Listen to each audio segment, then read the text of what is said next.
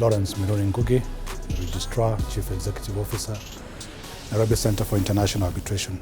Insofar as building legitimacy, which, by the way, is very important in order to be influential in the arbitration landscape, influential to a point of achieving those matters that I mentioned, i.e. influencing policy decisions and training and all that, one requires consistency, a high level of product offering, high quality as it were, whereas the quality that we offer to the users of our service has to be of a very high standard.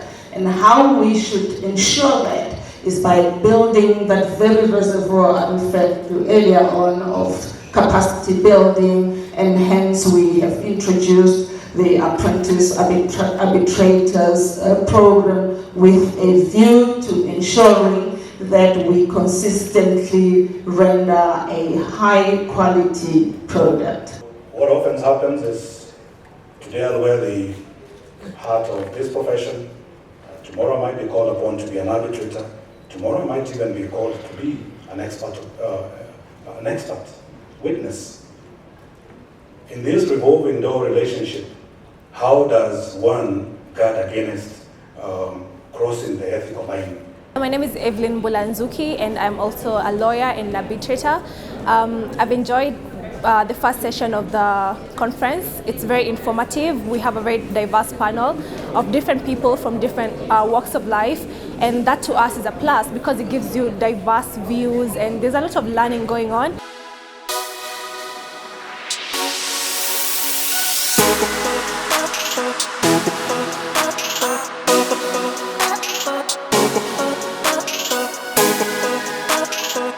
The conference was mainly geared towards informing the Kenyan public of the existence of other forms of dispute resolution other than the one which they are most familiar with, which is litigation in court. We want to build a culture where people adopt other methods of dispute resolution as a default before they proceed to litigation in court, or in fact avoiding going to court altogether where it is possible. The information of the court is very limited deliberately by law. Thank you. The parties used to appoint the mediator. They'll be given 3 names and then they will choose one person as the mediator. The challenge that was there is that the parties don't know the mediators. In my point, that in China practice, the arbitrator can be mediator at the whole procedures of arbitration. He can do some mediation procedures on the arbitration procedures. The question was the extent to which the Arbitration Foundation of Southern Africa had managed to create an arbitral network within Southern Africa. My name is Mercy Okiro. I am an advocate of the High Court. I'm also the chairperson of the Young Members Group of the Chartered Institute of Arbitrators. I am a practicing arbitrator, mediator, and construction adjudicator. The reason that I came for this conference is because I saw the panels. The panels look well thought out, and I've attended the first session today. I felt that there was a lot of information that was disseminated to the participants. There was also a lot of exchange, and I particularly liked that there were speakers from Shanghai and Beijing. For purposes of comparative analysis, since Kenya, the NCIA just started 2 years ago, and now we have the Kigali International Arbitration Center. Increasingly, there are more international arbitration centers, and I feel that it is good for us to have an exchange program.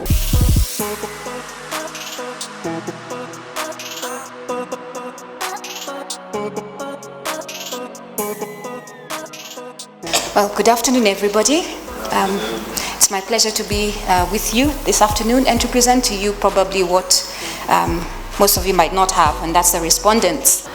The English or the common law tradition, which we are most familiar with, provides that cost follow the event. So the winner pays the costs And where there's a partial win, you can split the costs proportionately between the two parties. The cost of arbitration cannot be too higher, otherwise the party will never choose the arbitration, because they can go to litigation, the mediation, or negotiation. And on the other hand, the cost of arbitration cannot be too low to affect the quality, because we all understand that the arbitration is as good as arbitrators. While there are lawyers who use court procedures to frustrate the process, there are others who use it for the opposite, which is what you've described, looking at the most expeditious way to assist the tribunal. So that should very much be encouraged. It is those lawyers who want to abuse it who should be discouraged.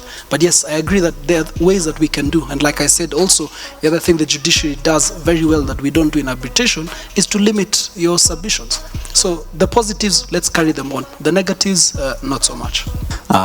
We are in a global village and we can't run away from the trades that investment disputes are being arbitrated.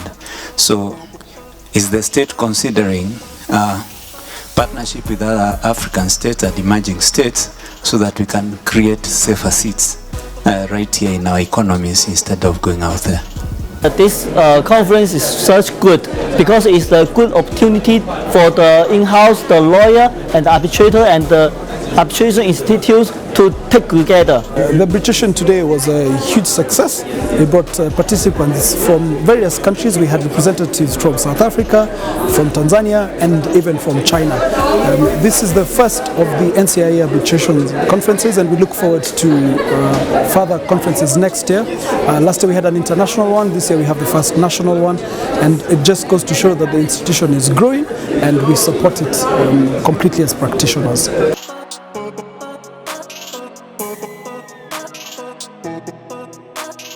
Those data assessment systems are built on parameters built by human beings.